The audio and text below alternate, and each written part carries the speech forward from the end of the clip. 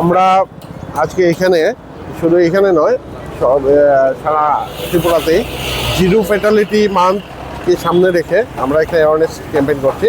এখানে আমরা অ্যাওয়ারনেস করে যারা হেলমেট ছাড়া চালান ওদের অ্যাওয়ার করার সঙ্গে সঙ্গে আমরা হেলমেট বিতরণ করছি, এবং যারা সিট বেল্ট এবং হেলমেট লাগিয়ে বাইক চালাচ্ছেন, গাড়ি চালাচ্ছেন, ওনাদের আমরা এনকারেজ করার জন্য আমরা আমাদের এখান থেকে ট্রফি বিতরণ করছি।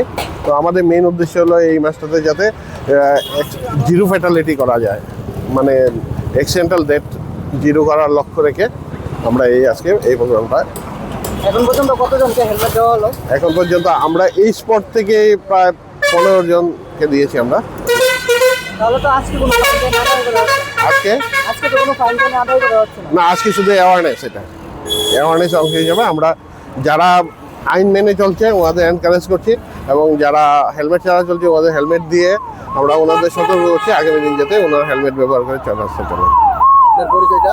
আমার নাম অশেষ দেব, আমি chief motor vehicles inspector, commissioner transport, west প্রদেশ।